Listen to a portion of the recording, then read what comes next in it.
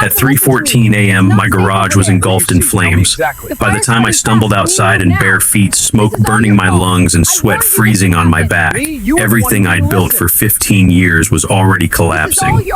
My workshop, my tools, my vintage Mustang I restored bolt by bolt after work every night, gone in under 8 minutes. The fire chief called it electrical. My security camera called it arson. Across the street, HOA President Delilah Harrington stood in her robe, arms folded, watching the fire like it was a late-night show. No shock, no panic, just that quiet, satisfied stare. That same afternoon, she walked into a courthouse for her arraignment, confident, smirking, absolutely certain she'd beaten this. The clerk called the case. Delilah looked up at the bench for the first time, and the color drained from her face. Stay with me, because what happened next forced the woman who burned my life down to beg for mercy from the one man she never expected to face. My name is Marcus Thornfield, and 6 months ago I was just a newly appointed municipal judge trying to start fresh after a messy divorce. At 52, I figured I'd seen everything the legal system could throw at me after 15 years as a public defender. Boy, was I wrong. I'd just bought a house in Willowbrook Estates. And before you picture some fancy mansion, let me stop you right there. This place was basically overpriced tract homes with pretentious street names like Manor Way and Estate Drive. The kind of neighborhood where people lease BMWs they can't afford and act like they invented suburbia. But here's why I chose that particular house. It had this massive garage, perfect for my weekend hobby of restoring classic cars and woodworking. After years of apartment living, the smell of fresh sawdust mixing with autumn leaves as I unloaded my table saw from the moving truck, pure heaven. That piece lasted exactly 3 days. Day 3, I'm setting up my workshop when I hear this particular brand of authority approaching. You know the sound. Click, click, click of acrylic nails on a clipboard, accompanied by a smile sharper than my best chisel set. Welcome to Willowbrook. I'm Delilah Harrington, HOA President. I'm sure you'll want to review our community standards before you settle in. Delilah was 47, a former real estate agent who'd lost her license over what she called misunderstandings, but what sounded more like fraud to my trained ear. She handed me a 47-page document with sections highlighted in yellow like a law student's textbook. Particularly pages 23 through 31 regarding garage usage, noise ordinances, and appropriate vehicles for display. That metallic snap of her phone camera became the soundtrack to my introduction to Willowbrook. She was already documenting everything. The expensive but flimsy feel of those CC&R papers should have been my first clue. All show, no substance, like everything else about this place. But I figured I'd dealt with worse in courtrooms, right? I'm sure in your previous neighborhood, these standards might seem strict, she continued, but property values here are very important to those of us who've invested properly. That pause before previous neighborhood told me everything. This wasn't about rules. This was about who belonged and who didn't. I explained that my 1967 Mustang project car was registered, insured, and properly covered. My garage workshop was fully enclosed, and I only worked during permitted hours. Reasonable response to reasonable concerns, right? Wrong. Oh, you're one of those homeowners, Delilah said, her voice dripping with the kind of fake sweetness that makes your teeth hurt. Well, Mr. Thornfield, you'll find that here in Willowbrook, we have ways of maintaining our standards. As she clicked away in her designer heels, I noticed her taking photos of everything, my garage, my car, even my mailbox placement. The way she handled that phone, documenting every angle like she was building a case, should have set off every alarm bell in my legal training. But you know what? After 15 years of defending people against actual criminals, I figured I could handle one suburban wannabe dictator with a clipboard and an attitude problem. Looking back, that overconfidence was my first mistake. Because Delilah Harrington wasn't just your average power-drunk HOA president. She was something much more dangerous. A petty tyrant with just enough intelligence to be creative and just enough desperation to be reckless. That night, sitting in my garage workshop with the familiar weight of a wood plane in my hands, I had no idea I was about to enter a 3-year war that would end with federal charges, insurance fraud, and the most satisfying moment of my judicial career. The metallic hiss of the plane shaving curls from a piece of oak was peaceful. Too peaceful. Because Delilah was already planning her first move. 2 weeks later, the harassment began with surgical precision. Violation letter number 1 arrived on expensive letterhead that screamed, "I'm important." Unauthorized storage of non-street legal vehicles. The irony? My Mustang was fully registered, insured, and street legal. I could have driven it to their office if I wanted to make a point. But here's what I learned from my public defender days. Bullies bank on you not fighting back. They count on intimidation working better than actual authority. So I responded with documentation, photos, registration papers, insurance certificates, all time-stamped and organized like I was filing a motion in federal court. Delilah's response wasn't backing down. Oh no, she scheduled a compliance inspection and showed up with backup. Her neighbor Patricia, who looked like she'd rather be anywhere else, and her brother-in-law Randy, who apparently worked in property management. Translation: he was a failed real estate agent just like his sister-in-law.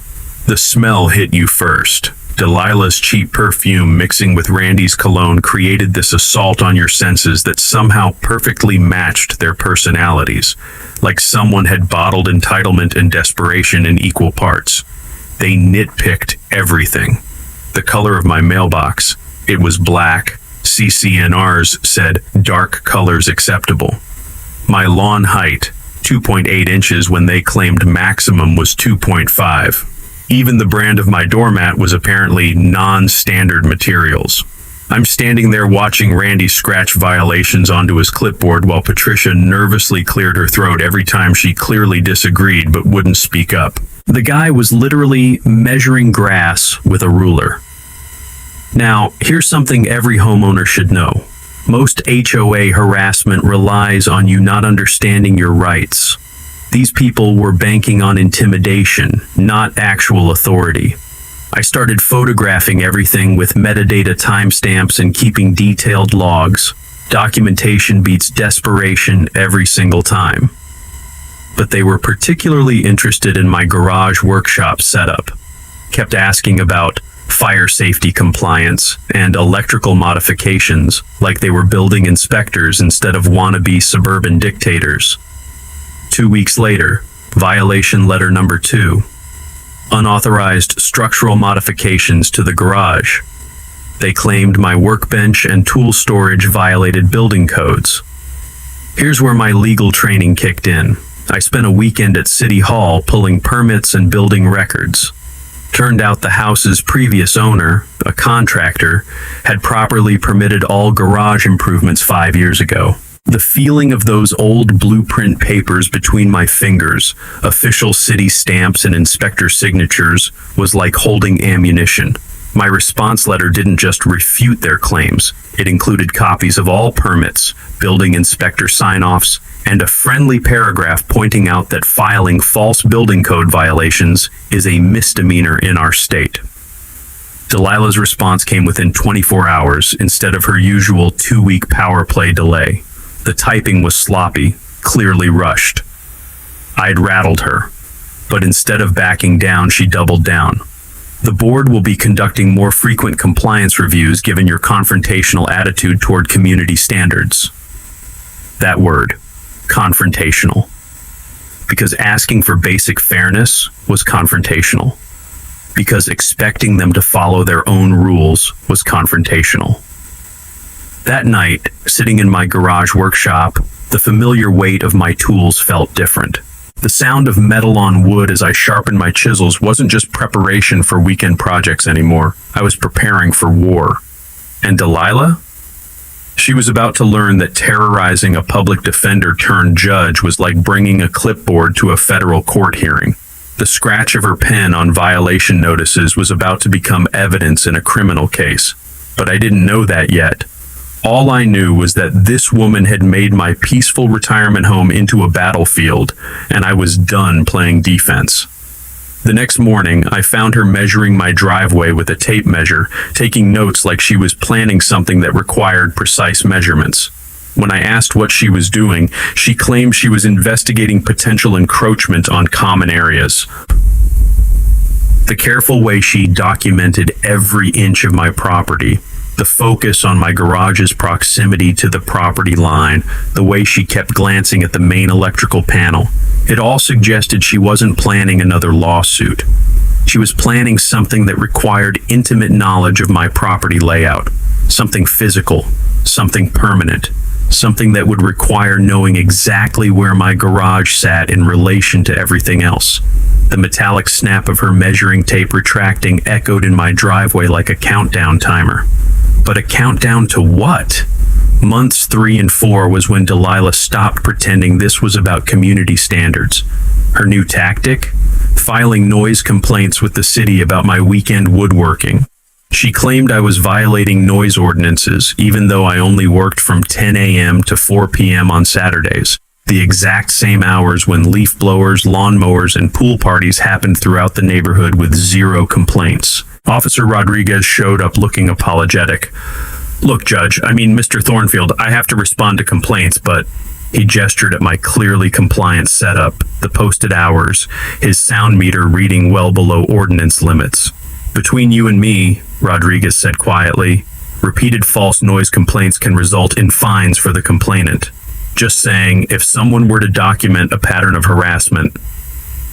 That was legal trick number 2 handed to me on a silver platter. False police reports are serious business. But Delilah escalated to psychological warfare. She started photographing my property daily, always from public areas, always technically legal, always creepy as hell. The click of her phone camera became the soundtrack to my morning coffee. 14 times in 1 week, according to the security camera system I'd installed. Here's where things got interesting. During a neighborhood barbecue at Patricia's house, I overheard Delilah's real motivation through an open window. The smell of charcoal and lighter fluid mixed with the bitter taste of realization as I heard her say, "People like him think they can just move into our neighborhood and change things. His kind doesn't understand property values. Not homeowners like him, not new residents like him, his kind." Patricia found me after the barbecue, her conscience finally getting the better of her fear. She's not like this with everyone. The Johnsons converted their garage to a game room without permits, and she called it creative use of space. I went home and did research. White families got friendly reminders about violations. Everyone else got formal violation notices and legal threats. The pattern was clear as day once you knew to look for it. Violation. Letter number 3 arrived like clockwork. Excessive vehicle maintenance activities. Apparently, working on my own car in my own garage violated some obscure clause about commercial activities. Now this is where 15 years of legal training came in handy. I recognized the language immediately. It was copied from a completely different type of HOA in a commercial district 3 states away. Delilah had literally plagiarized the wrong regulations from a random internet search. The smooth, expensive feel of my own legal letterhead as I crafted a response was pure satisfaction. I didn't just refute her claims. I dissected them with surgical precision, pointing out the misapplied statutes and potential liability for harassment. Her response arrived handwritten instead of typed, full of obvious emotional language. Mr. Thornfield clearly thinks his legal background makes him above community standards. Bingo. She knew I was a judge. This wasn't random harassment anymore. She was specifically targeting me because of my profession. That changed everything from a legal standpoint, adding potential civil rights violations to her growing list of problems. The next morning, all 4 of my car tires were flat. Perfectly legal vandalism. She was standing on public property and could claim she was just checking tire pressure for safety if questioned.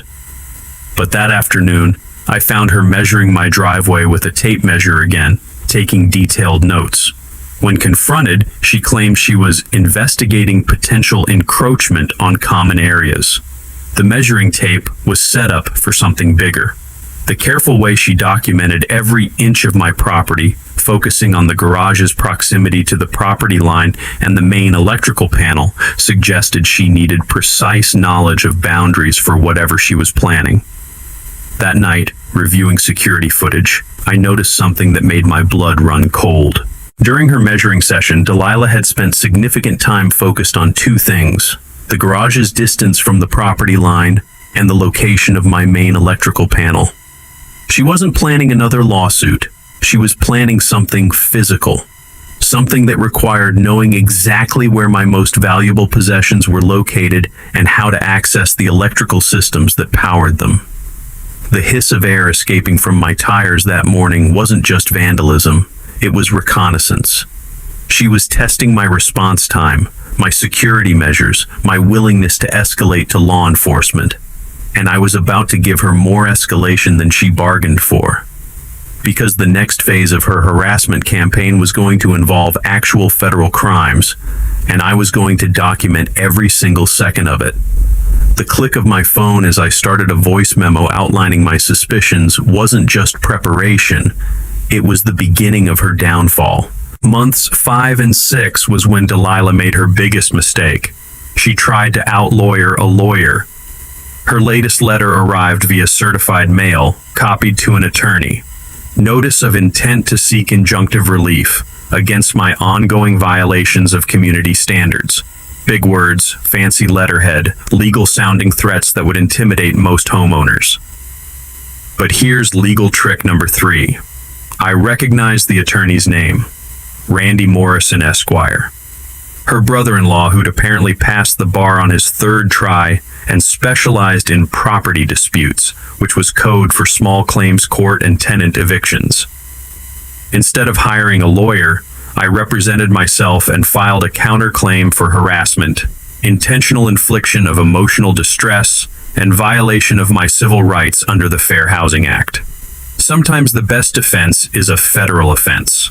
Through legal discovery, I subpoenaed 3 years of HOA records. What I found was a gold mine that would make any prosecutor salivate. Selective enforcement based on race, religion, and profession. Teachers and social workers got friendly treatment. Anyone in law enforcement or legal professions got the full harassment package. The musty smell of old HOA files mixed with Randy's nervous sweating when my discovery requests arrived at their law office, which turned out to be Randy's kitchen table. The satisfying thunk of his briefcase hitting the floor when I dropped the financial audit on that table during our deposition was music to my ears. But the real bombshell was buried in the financial records. Delilah had been using HOA funds for personal expenses, specifically lease payments on that BMW she couldn't afford. Embezzlement is a felony, and she'd left a paper trail that a first-year accounting student could follow. Instead of backing down, Delilah doubled down with the desperation of someone watching their world collapse. She filed a motion claiming I was using my position as a judge to intimidate the HOA board. The irony was perfect. The motion was filed in my own court, but I couldn't hear it due to conflict of interest. It got assigned to Judge Wilson, who'd known me for 10 years and had zero patience for frivolous lawsuits. The crisp feel of real legal documents with actual consequences was so different from Delilah's fake legal HOA letters. These had weight, substance, the power to destroy lives or restore justice. Wilson didn't just dismiss Delilah's motion. He sanctioned Randy for filing frivolous claims and ordered them to pay my legal costs. Between the sanctions and the discovery of embezzlement, Delilah was facing serious legal trouble. But instead of cutting her losses, she escalated to personal destruction. My security cameras caught her and Randy conducting what they thought was covert inspections of my property, measuring distances from my garage to the property line, testing fence stability, examining electrical access points like they were planning a heist. The metallic ping of Delilah's measuring tape retracting became the sound of her desperation. She was looking for any angle, any technical violation that could justify her years of harassment. Randy filed a motion for a professional survey of my property, claiming my garage violated setback requirements. But I'd already ordered my own survey from Earl Henderson, the same company that did the original work. Earl was a 30-year veteran who took one look at the garage and scratched his head. This garage is exactly where it's supposed to be, Judge. Built to code, proper setbacks, everything by the book. That's when Earl made the discovery that turned harassment into felony charges. The property markers had been moved. Fresh concrete around the stakes, slightly different metal composition, and positioning that made my garage appear to encroach by exactly 6 inches. The smell of concrete that hadn't fully cured was evidence any construction professional would immediately recognize. Someone had deliberately moved legal boundary markers to create a false violation. Moving property markers isn't just harassment, it's felony criminal mischief and attempted theft of land. Federal charges with serious prison time. I now had Delilah on embezzlement, harassment, civil rights violations, and felony property tampering. Any reasonable person would surrender and hope for a plea bargain, but Delilah wasn't reasonable. She was desperate, cornered, and about to make the kind of mistake that turns civil disputes into federal criminal cases. My cameras caught her final reconnaissance mission. Late-night inspection of my garage, focusing on the electrical panel and my vintage Mustang. The way she examined the wiring and took detailed photos suggested she wasn't planning another lawsuit. She was planning sabotage, the kind that would destroy what I loved most while giving her plausible deniability. The scratch of her pen taking notes about electrical access points wasn't documentation for legal action. It was planning for destruction. And I was about to let her hang herself with her own rope. Month 7 was when I discovered Delilah's endgame, and it was so much worse than simple harassment. While reviewing HOA financial records for the embezzlement case, I found something that made my prosecutorial instincts scream. Delilah had taken out a substantial insurance policy on common area structures 6 months earlier. The fine print was where it got interesting. The policy included coverage for damage to adjacent structures caused by common area incidents. My garage, being within 50 feet of the community mailbox area, qualified as adjacent. The quiet whir of my printer as I copied page after page of insurance documents was like hearing my own funeral dirge. Each page was more damning than the last. Delilah had been planning insurance fraud from the beginning. The plan was elegant in its simplicity. Destroy my garage in a way that looked like an accident originating from common area electrical problems, then collect insurance money to cover the embezzled funds and destroy the evidence of her harassment campaign in one convenient accident. I spent 3 days cross-referencing the insurance policy dates with her harassment timeline. Every escalation, every focus on my garage, every question about electrical safety corresponded perfectly with specific clauses in the insurance policy. The smooth, expensive paper of insurance contracts versus the cheap copy paper of her harassment letters told the whole story. She'd put more effort into planning fraud than she had into hiding her crimes. Email discovery revealed correspondence between Delilah and her consultant, another relative who worked in insurance claims, discussing common area electrical issues and aging infrastructure risks. They'd been planning this for months. From my criminal court experience, I recognized the pattern. Create a legitimate-seeming accident, collect insurance money, blame faulty infrastructure that no one could have predicted. Classic insurance fraud, amateur execution. The acrid smell of electrical components that had been deliberately damaged hit me when I found evidence of tampering with the community mailbox electrical box. Someone had been practicing. The insurance policy had a 6-month waiting period before major claims could be filed. That period ended in exactly 2 weeks. Security footage showed Randy making multiple nighttime visits to the electrical box near my garage, always carrying a small toolbox. The pieces fell into place like dominoes. I discovered Delilah had been buying specific electrical components, surge protectors, copper wire, electrical tape, all items needed to create a faulty wiring scenario that would trigger an electrical fire. This wasn't harassment anymore. This was conspiracy to commit arson and insurance fraud, federal charges carrying serious prison time. But here's where my judicial experience gave me an advantage over my prosecutor instincts. Instead of stopping them immediately, I realized I could catch them in the act with proper preparation and documentation. Let them commit the crimes, document everything, then watch federal prosecutors tear them apart in court. The evidence would be ironclad, the convictions guaranteed, and the sentences substantial enough to send a message to every petty tyrant with a clipboard and a power complex. The decisive click of my phone as I started recording a voice memo outlining my plan wasn't revenge. It was justice served with surgical precision. Note to self, I whispered into the phone. Subject is planning arson and insurance fraud. Timeline is 2 weeks. Coordination with law enforcement begins tomorrow. This isn't about winning an HOA dispute anymore. This is about stopping felons before they destroy property and possibly kill someone. Because that's what Delilah had missed in her amateur criminal planning. Electrical fires don't always stay contained. Her plan to destroy my garage could easily spread to neighboring houses. She wasn't just trying to destroy my property anymore. She was risking the entire neighborhood. Time to end this. The week after discovering the insurance fraud plan was like preparing for the most important case of my career. Because that's exactly what it was. First, I needed allies who understood the stakes. Earl Henderson, the surveyor who'd discovered the moved property markers, was furious about the boundary tampering. These amateur criminals think they can fool a professional? I've been doing this for 30 years and I want to see them caught red-handed. Officer Rodriguez was my second recruit.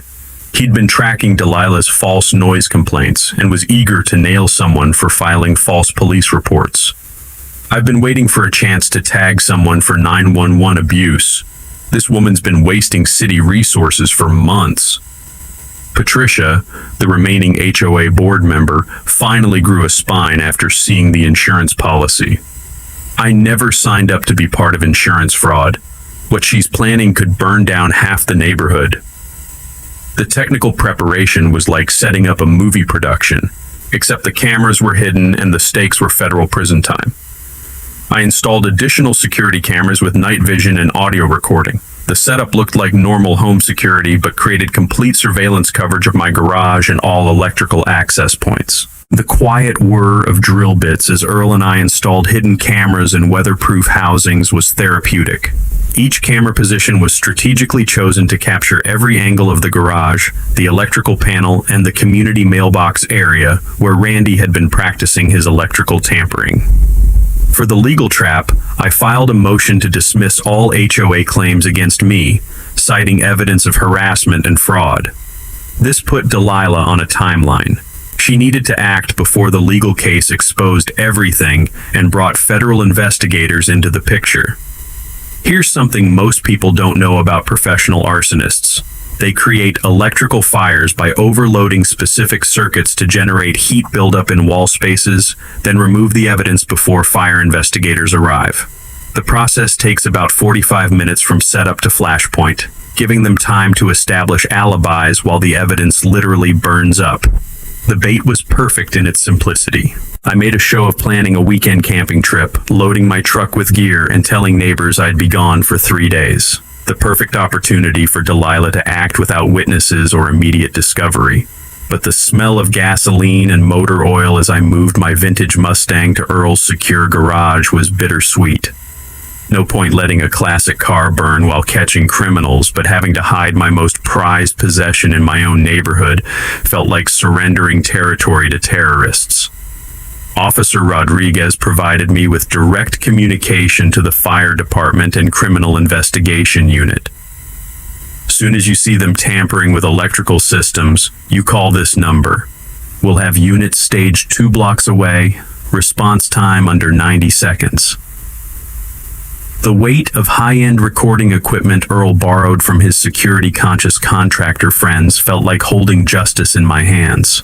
These devices could capture usable evidence in complete darkness, with audio clear enough for court testimony.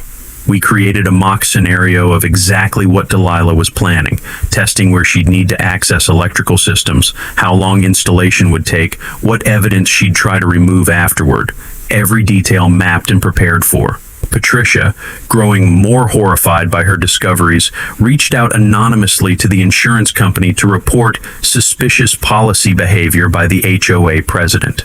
That triggered an internal investigation that would make Delilah's fraud attempt federal the moment she filed a claim. The metallic snap of professional-grade evidence bags as I prepared collection procedures sounded like justice being packaged for delivery. Here's a technical detail every homeowner should know. Deliberate electrical tampering leaves specific signatures that trained investigators can identify immediately. Scorch patterns, wire modification marks, component placement that screams intentional overload versus accidental failure. We were ready to identify and document every piece of evidence. I contacted Sarah Martinez, an investigative journalist at the local paper, giving her background without revealing the active investigation. Just wanted you to know there might be a story developing about HOA corruption and insurance fraud. Might want to keep your schedule flexible this weekend. Legal backup plan included sealed evidence packets prepared for delivery to the State Attorney General's office if anything happened to me. If these people are willing to commit arson, escalation to violence isn't impossible. The sharp smell of new electrical components that I planted as additional evidence would clearly demonstrate deliberate tampering versus normal wear when investigators processed the scene. The night before my camping trip, Earl, Rodriguez, and I did final walkthrough. Every camera angle checked, every evidence collection point verified, every communication channel tested. The satisfying click of the final camera housing snapping into place sounded like a trap being set. Not revenge, justice served with precision. As I drove away from my fake camping trip, Delilah's bedroom light came on. She'd been watching, waiting for me to leave. The hunt would begin in exactly 18 hours. Friday night, while the neighborhood slept, I was wide awake in Earl's basement workshop, monitoring 6 different camera feeds on a laptop setup that would make NSA surveillance teams jealous. The quiet hum of computer fans mixed with distant sounds of neighborhood dogs barking at midnight, the perfect soundtrack for catching federal criminals in the act. 12:47 a.m., Delilah's garage light came on. Security camera caught her loading electrical supplies into a dark backpack. Wire strippers, electrical tape, small cordless drill, surge protector components. She moved with the careful deliberation of someone who'd rehearsed this moment for weeks. Her and Randy conducted a 20-minute safety walk around the neighborhood, checking for lights in windows, cars in driveways, any sign of wakefulness. They were professional enough to be cautious, amateur enough to miss the 6 hidden cameras recording their every move. Enhanced audio picked up Randy's distinctive cologne mixed with Delilah's perfume, an olfactory signature that would be impossible to deny in court testimony. Camera angle 3 captured Randy testing the community electrical box lock with 3 different keys before finding one that worked. Clear evidence of premeditation, prior planning, and breaking and entering community property. The metallic click of the electrical box opening, followed by Randy's whispered, "Got it," provided audio evidence that would make prosecutors salivate. They spent 45 minutes in the electrical box, and the cameras captured Randy installing what appeared to be a modified surge protector designed to create an overload condition. The way he handled the components suggested some knowledge but not expertise. He was following written instructions, not improvising from experience. 2:15 a.m., they packed up and retreated, but the cameras caught something crucial. Delilah dropped a small piece of electrical tape near my garage, physical evidence placing her at the scene with timestamp verification. Saturday morning, I maintained my camping facade with social media posts from Earl's camping location. Actually, photos he'd taken 6 months earlier. Delilah liked one of them within minutes, confirming she was actively monitoring my supposed location. Saturday afternoon, enhanced surveillance picked up Delilah making a phone call from her backyard. "Everything's set for tomorrow night. Make sure you're ready to file first thing Monday morning." I conference called with Rodriguez and fire investigator Captain Morrison, reviewing footage and planning arrest timing. "We need to catch them activating the device, not just installing it," Morrison explained. "Installation could be explained away as maintenance. Activation is attempted arson." The serious click of official evidence documentation sounded like justice being processed through proper channels. Saturday night, Delilah and Randy returned for final preparations. Cameras caught Randy adjusting timing mechanisms on the surge protector, and Delilah placing accelerant-soaked rags in specific locations around my garage. Enhanced footage showed them creating a trail of accelerant designed to ensure maximum damage while making the fire appear to originate from electrical failure. The attention to detail was impressive for amateurs, terrifying for someone whose property was the target. Audio enhancement picked up the distinct smell of lighter fluid as they prepared the accelerant trail, evidence that would demolish any claim of accidental electrical failure. Randy installed a timer device set to activate the electrical overload at exactly 3:30 a.m. Sunday morning. Enough time to establish alibis while ensuring maximum damage to my garage and workshop. As they prepared to leave, Delilah made one final phone call to her insurance consultant. "It's done. File the claim Monday at exactly 9 a.m. Remember, it's electrical failure due to aging infrastructure nobody could have predicted." The beep of the call ending was followed by Delilah's satisfied laugh, audio that would haunt her in federal court. Sunday morning, I maintained camping facade while coordinating with law enforcement. Fire trucks were pre-positioned, arrest teams standing by, insurance investigators already aware of the fraud attempt and prepared to document everything. Sunday evening showed normal activity as Delilah and Randy maintained perfect alibis. Dinner with friends, social media posts, creating distance from the pending accident. At 3:25 a.m. Monday morning, cameras captured the exact moment Randy's timer activated. Sparks began in the electrical box, exactly as planned. But instead of watching my garage burn while they collected insurance money and destroyed evidence of their harassment campaign, they were about to discover that their victim had become their prosecutor. As first wisps of smoke appeared from the electrical box, I made the call to Rodriguez. "It's showtime. Move in now." Fire suppression teams were already in position. Instead of fighting a garage fire, they'd be preserving evidence of attempted arson and insurance fraud. The hunt was over. The arrests were about to begin. And Delilah was about to learn that terrorizing a judge carries consequences she'd never imagined. 3:30 a.m. Monday morning was the moment when Delilah's carefully planned crime became her perfectly documented downfall. Instead of letting the electrical fire develop into the garage-destroying inferno she'd planned, fire department crews moved in immediately. They'd been watching the timer countdown and intervened the second the electrical malfunction began. The coordinated whoosh of fire suppression foam being deployed was followed by the sharp crack of Randy's timer device being disabled before it could cause serious damage. Professional firefighters dismantling amateur arson in under 60 seconds. Rodriguez's team had been positioned in unmarked vehicles around the neighborhood since midnight. They moved simultaneously as the fire department secured the scene, a perfectly choreographed law enforcement ballet that would make federal prosecutors proud. 3:47 a.m., Delilah's phone rang. Security footage captured her answering groggily, then snapping awake when she realized the fire had been extinguished immediately instead of burning for hours as planned. Enhanced audio surveillance picked up her panicked voice through bedroom walls. "How did they get there so fast? This wasn't supposed to happen. Someone knew." Officers arrested Randy as he attempted to remove evidence from the electrical box. He was caught red-handed with wire cutters and timer device components, trying to eliminate proof of deliberate sabotage. The smooth plastic of evidence bags felt like justice being packaged for delivery as investigators collected Randy's tools, each one marked with his fingerprints and directly linked to the electrical tampering. Instead of staying home and acting surprised like any innocent person would, Delilah made her fatal mistake. She drove to the scene to check on the emergency. This placed her at the location during active investigation of attempted arson, destroying any claim of innocence. While she was distracted by Randy's arrest, investigators executed a search warrant on her house.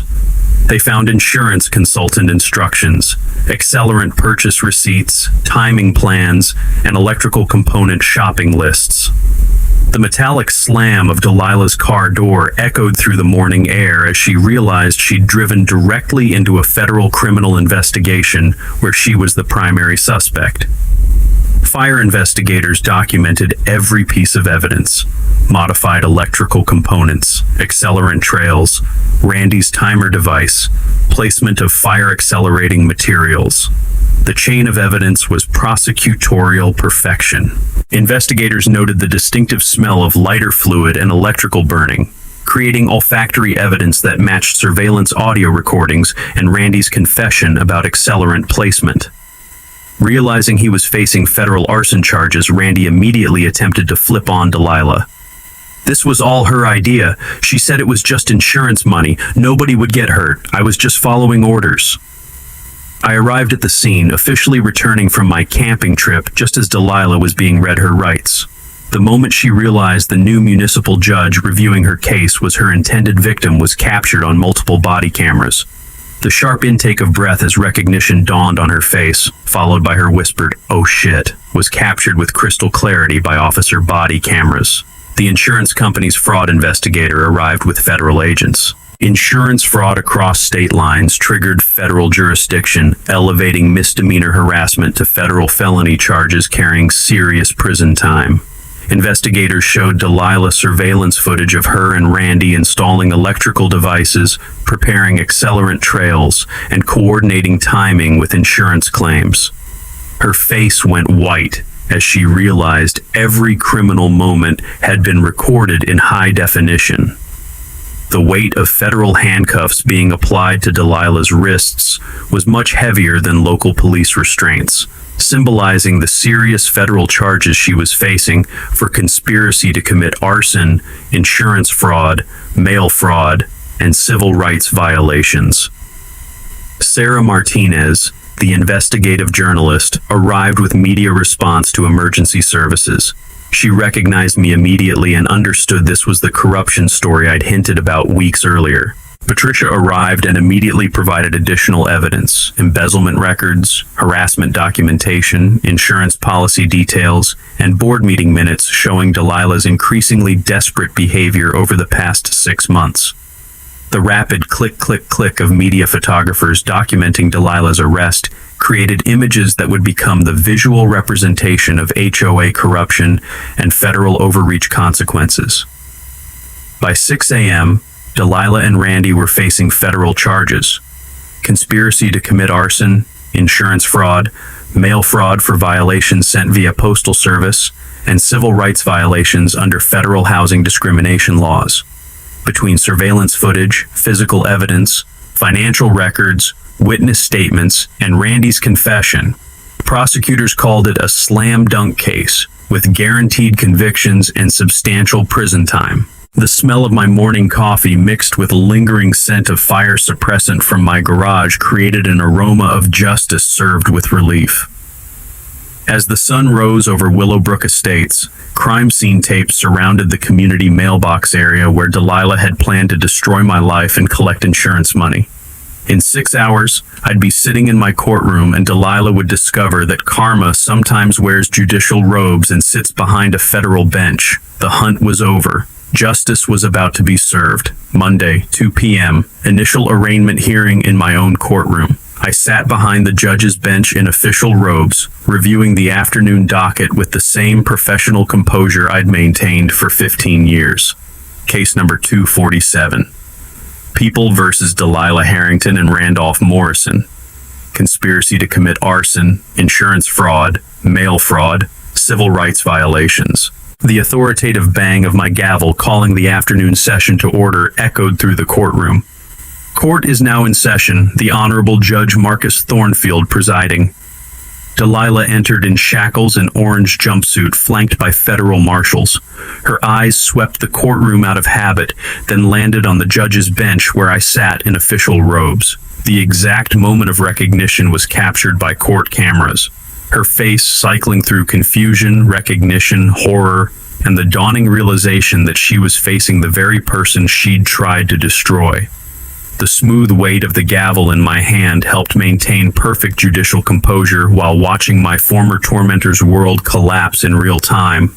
Her legs literally buckled. She grabbed the defendant's table for support, her carefully applied makeup unable to hide the terror spreading across her face as she understood her situation.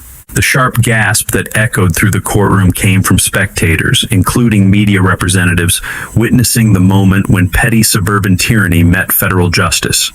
Despite the personal history, I followed judicial protocol with surgical precision. The defendant will state her name for the record. She tried to speak, but only managed to whisper. When asked to repeat herself, her voice cracked like breaking glass. Delilah Harrington. The federal prosecutor read charges in detail: conspiracy to commit arson, insurance fraud, mail fraud, civil rights violations. Each charge carried 5 to 20 years in federal prison. The mathematical reality of potential life sentences hung in the courtroom air like incense at a funeral. The sterile air of the courtroom mixed with Delilah's fierce sweat, detectable even from the judge's bench. The distinctive smell of consequences finally arriving after years of avoiding accountability. When Randy's case was called, he immediately accepted a plea bargain and testified against Delilah. His statement, given under oath with federal penalties for perjury, detailed every aspect of their criminal conspiracy from initial planning to attempted execution. Sarah Martinez sat in the front row, live tweeting proceedings to her followers. Local TV news positioned cameras to capture every reaction from the woman who'd terrorized a neighborhood and targeted a sitting judge. The rapid tap-tap-tap of reporters' keyboards filled quiet moments as they realized this was the story of the year. HOA president attempts arson against the judge who ends up deciding her fate. Federal prosecutors displayed surveillance footage on courtroom monitors. The jury pool and spectators watched Delilah and Randy planning and executing attempted arson in high-definition clarity that left no room for doubt or alternative interpretation. The visual crescendo came when surveillance footage showed Delilah laughing after coordinating insurance fraud, displayed on screens throughout the courtroom while she sat in federal custody facing decades in prison. Following judicial protocol, I recused myself from the case due to obvious personal involvement. Given my status as the intended victim, this defendant will be transferred to Judge Wilson's court for all future proceedings to ensure fair trial and avoid any appearance of judicial bias. But before transferring the case, I addressed her directly as both victim and representative of judicial authority. Ms. Harrington, in your position as HOA president, you were supposed to serve your community with integrity and fairness. Instead, you chose to terrorize a neighbor and attempt serious federal crimes, including arson and insurance fraud. The irony that your intended victim became the judge reviewing your case demonstrates that justice, while sometimes delayed, is rarely denied. The crisp feel of official court documents as I signed the transfer order carried the weight of federal authority. Each signature another nail in Delilah's legal coffin. The metallic clink of handcuffs as she was led away was followed by the excited murmur of spectators realizing they'd witnessed something extraordinary. Perfect justice served with judicial precision.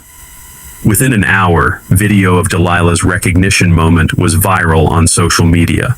Hashtags HOA Karma and Judge Justice trended nationally as the story spread across platforms.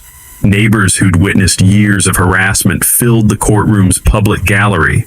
Many openly cheered as she was led away in federal custody, their relief palpable after years of suburban terrorism. Patricia addressed media outside the courthouse. The remaining board members had no knowledge of criminal activity. We're working with federal authorities to ensure full accountability and prevent future corruption. As I left the courthouse at day's end, still in judicial robes, I walked past the community mailbox where Delilah and Randy had attempted arson just 12 hours earlier. Crime scene tapes still fluttered in the afternoon breeze like prayer flags marking the spot where justice prevailed. The satisfied click of my car door closing echoed through the parking garage as I drove home to Willowbrook Estates. as both respected judge and vindicated neighbor. Evening News led with footage of Delilah's recognition moment captioned, "HOA President discovers her arson victim is her judge." Perfect justice doesn't just prevail, sometimes it gets perfect ratings. 6 months after federal conviction, Willowbrook Estates had transformed from suburban battlefield to actual community. Delilah received 12 years in federal prison on all counts, full restitution to the HOA and myself, lifetime ban from serving on any homeowner association, and permanent felony record. Randy got 8 years for cooperation, but federal prison time nonetheless for conspiracy to commit arson and insurance fraud. The peaceful quiet of my garage workshop on Saturday mornings had returned, no longer interrupted by harassment, camera clicks, or fear of sabotage.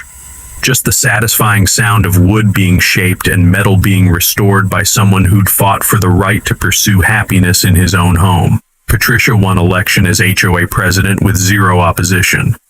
Her first official act established the Fair Housing Protocol, clear guidelines preventing selective enforcement and requiring full board votes for any violation proceedings. No more clipboard dictators terrorizing neighbors based on personal prejudice. The insurance company, grateful for preventing major fraud and saving hundreds of thousands in false claims, paid substantial damages for emotional distress and attempted property destruction. I used every penny for community improvement rather than personal enrichment. The smell of fresh paint and new lumber filled weekend air as my garage became neighborhood headquarters for basic home repair workshops. The same space Delilah tried to destroy now served the community she'd terrorized.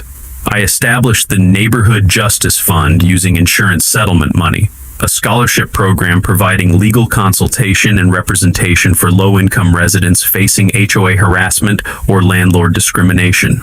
Sometimes the best revenge is preventing others from experiencing the same injustice. The smooth wood of handcrafted toys for my workshop filled charity auction tables each December, each piece a testament to skills preserved and shared rather than destroyed by petty tyrants with clipboards and attitudes.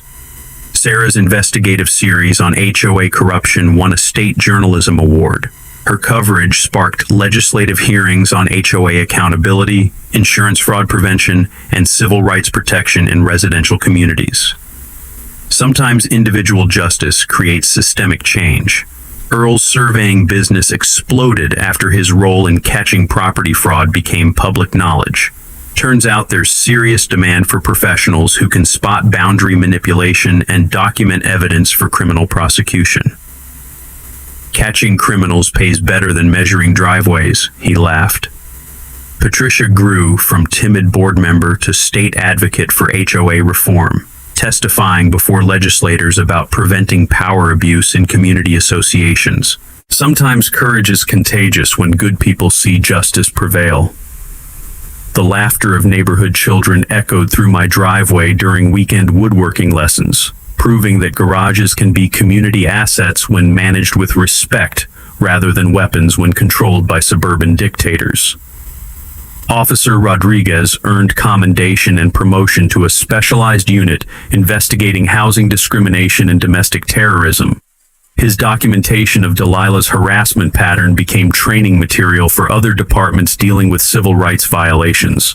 My federal court case became required reading in judicial ethics courses about maintaining objectivity despite personal involvement. Law schools use the case to teach recusal procedures and judicial integrity under pressure. Willowbrook Estates held its first annual Neighborhood Unity Festival in my backyard, featuring my fully restored vintage Mustang as centerpiece display. The same car Delilah had tried to burn became symbol of community resilience and individual determination. The smell of barbecue and homemade pies mixing with sawdust and motor oil during the festival proved that community spaces serve multiple purposes when managed with mutual respect instead of petty tyranny. As I review new cases each morning, the confident tap of my gavel opening court sessions reminds me that sometimes the law truly works for everyone. When good people refuse to surrender to bullies and document everything for the inevitable day of reckoning. Property values in Willowbrook Estates increased after Delilah's removal, proving that good neighbors matter more than petty enforcement and that communities thrive when led by servants rather than dictators. The worn but treasured feel of my original house keys reminds me daily that I never had to move, never had to surrender, and now live where communities should work, with respect, fairness, and zero tolerance for suburban terrorism. So here's my challenge to you. If you've dealt with abusive HOA leadership or property management corruption, share your story in the comments. Your experience might help someone else recognize warning signs or find courage to fight back with documentation and determination. Hit that subscribe button for more stories about ordinary people who refused intimidation by petty tyrants with clipboards. Sometimes the system works perfectly, especially when you become the system that works for justice. The gentle click of my garage door closing after another productive Saturday workshop, followed by satisfied sounds of a neighborhood where everyone truly belongs, proves that sometimes fighting for what's right creates something better than you imagined possible. Thanks for hanging out with us on HOA Stories, where the HOA Karens meet their match. If this story had you cheering or cringing, go ahead and like the video, drop a comment with your reaction, and hit subscribe so you're ready for the next wild HOA tale.